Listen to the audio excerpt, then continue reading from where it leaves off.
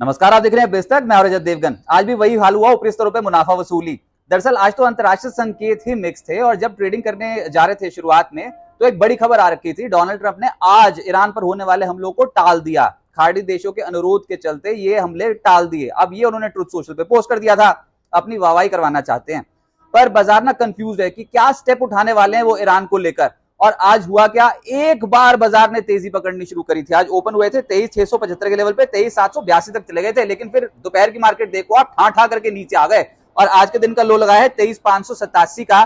Closing आई है 23,618 के level की। 31 point Nifty close to close गिरकर बंद हुआ है और ऐसे ही निफ्टी बैंक 53,409 के लेवल पे बंद हुआ है, 127 अंक गिरकर। यहां पर तो सभी दिग्गज बैंकों की बोलती बंद है और सेंसेक्स 75,200 के लेवल पे बंद हुआ है, 114 अंक गवाकर। कोई भी तेजी टिकाऊ नहीं हो रही और बाजार एक रेंज में ही उछल कूद रहा है। और ये आप चार्ट्स के माध्यम से देख सकते हो कि पिछले कुछ दिनों में बिल्कुल ही रेंज बाउंड मूवमेंट, किसी का भी तुक्का हो सकता है, ऊपर जाएगा कि नीचे, लेकिन बाजार कहीं टस से मस होने का नाम नहीं ले रहा, उछल कूद मचा रहा है। निफ्टी भी इंपॉर्टेंट एवरेजेस के नीचे है और ऐसे ही अगर आप निफ्टी बैंक देखोगे तो यहां तो और कन्विक्शन कम है। इनफैक्ट बड़े बैंक अभी चल ही नहीं रहे और साथ ही साथ सेंसेक्स भी एक दायरे में फंस के रह गया है, इंपॉर्टेंट एवरेजेस के नीचे है। तो कोई बहुत बड़ी चाल के लिए तैयार नहीं है, किसी बड़ी खबर का इंतजार है, वो बड़ी खबर आती नहीं है। डोनाल्ड ट्रंप का ट्रुथ सोशल पे पोस्ट आ जाता है। अच्छा, आज के सत्र में चढ़ने वाले 19 निफ्टी के और गिरने वाले 30 और एक बिना बदलाव के बंद हो गया। और ऐसे ही ब्रॉडर मार्केट्स पे 2150 शेयर चढ़े, उनके मुकाबले 110109 शेयर गिर गए।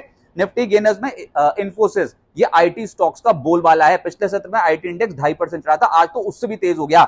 इन्फोसिस 4.5% एक ही दिन में कूद गया। एचसीएल टेक 3% ऊपर, टेक महिंद्रा 2.5% ऊपर और टीसीएस 2% ऊपर। अब ये सब मेगा कैप्स हैं और मिड कैप्स में भी आईटी स्टॉक्स में रंगत लौटी है। बहुत पिट गए थे तो खरीदारी हो रही है और वैसे भी रुपया ऑल टाइम लो लेवल्स पे चल रहा है। टाटा मोटर पैसेंजर व्हीकल एक और निफ्टी का टॉप गेनर बना, 2% ऊपर। निफ्टी लूजर्स में कोटक बैंक 2.5% नीचे, टाइटन, अल्ट्राटेक, टाटा कंज्यूमर, भारतीय एयरटेल, ये सब स्टॉक्स लाल निशान में बंद होते हुए नजर आए। एफएनओ गेनर में आपको नजर आएगा आज एंजल वन स्टॉक तेज हुआ 8%, फिर कोफोर्ज, केपीआईटी, ये सब आईटी स्टॉक्स तेज हुए 5-5%। वोडा आईडिया आज भी 4% चढ़ गया और जुबिलेंट फूडवर्क्स 4% उछल गया। एफएनओ लूजर्स में रिजल्ट्स का इंपैक्ट था एस्ट्रल, जिसमें 7% की करेक्शन हुई। गेल, कोटक बैंक, आरवीएनएल, उनो मिंडा जैसे स्टॉक 2 से 3% गिर गए। और ऐसे ही मिड कैप गेनर्स में आपको नजर आएगा अपोलो माइक्रो, जिसके आज के रिटर्न है 9.5%। त्रिवेणी टर्बाइन 7% ज्यादा चढ़ गया। मैस्टेक 6.5% ऊपर रहा। जेके पेपर, एसजेएस एंटरप्राइजेस 6% से ज्यादा चढ़ गए। और ये रिजल्ट्स का इंपैक्ट है कई स्टॉक्स को जो ड्राइव कर रहा है। जेके पेपर नतीजों के बाद आज के सत्र में 6.5% चढ़ता हुआ नजर आया।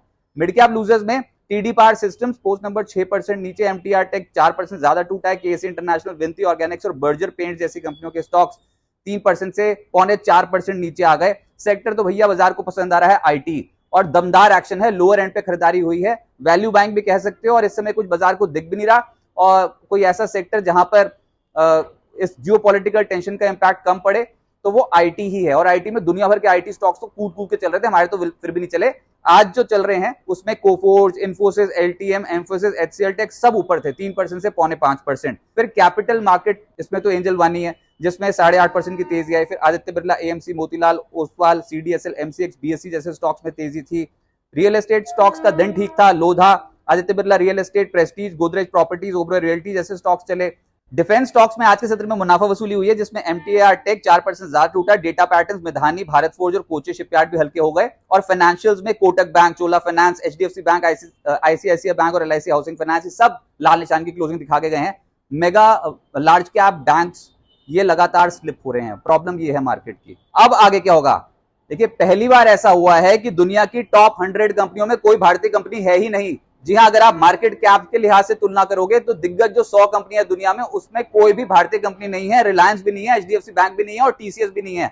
तो ये अब ये पहली बार इतिहास में हुआ है कि ये market cap, top 100 market cap की सूची से सारी कंपनियां बाहर हो गई हैं। आज निफ्टी की वीकली एक्सपायरी थी, उसका प्रेशर था अलग से। और ऊपर से डॉलर के मुकाबले रुपया रिकॉर्ड लो लेवल्स पे 96.53 के लेवल पे बंद हो गया, लेकिन एक बार 96.6 के लेवल को भी ब्रीच कर गया था। अमेरिका ईरान की जो टेंशन है उसने और सरदर्द बढ़ा रखा है। और यूएस में जो 10 साल की बॉन्ड यील्ड है उसको हम घूर घूर के ट्रैक कर रहे हैं, 4.61% पे पहुंची हुई है। देखते हैं कहां तक उछलती है। ब्रेंट क्रूड ऑयल आज तो थोड़ा ठंडा हो गया था, लेकिन फिर भी कहां $110.5 प्रति बैरल के आसपास है और ये हमसे पचेगा ही नहीं। तो कच्चा तेल ऊपर है, बॉन्ड यील्ड्स ऊपर हैं, ईरान और अमेरिका का कुछ समझ में आ नहीं रहा, तो बाजार चले कैसे। और हमारे वैसे भी ये जो एक प्रॉब्लम आ गई है कि बड़ी कंपनियों के स्टॉक्स, लार्ज कैप स्टॉक्स जो एफआई फ्रेंडली स्टॉक्स होते हैं, वहां पर तेजी नहीं बन रही। तो पंगा यहीं पर ही पड़ा हुआ है, इसलिए पेज फंस गया है। देखते हैं इस दुविधा से कब निकलता है मार्केट, लेकिन अभी रेजिस्टेंस सपोर्ट जोन में कोई भी बदलाव नहीं है। निफ्टी के सपोर्ट लेवल है 23,515 और 23,480, और निफ्टी के रेजिस्टेंस लेवल्स हैं 23,800 और 23,840। तो दो तरफा चाल ही बाजार दिखाएगा, ऐसा लग रहा है। किसी ना किसी साइड ब्रेकआउट या ब्रेकडाउन आएगा, लेकिन उसके लिए थोड़ा सा पेशेंस, थोड़ा सा समय लगेगा। और लंबी अवधि के जो इन्वेस्टर्स हैं उनको सिस्टमैटिकली करना चाहिए अभी, क्योंकि अभी बहुत ज्यादा ग्लोबल अनिश्चितता के बीच में हम कामकाज कर रहे हैं।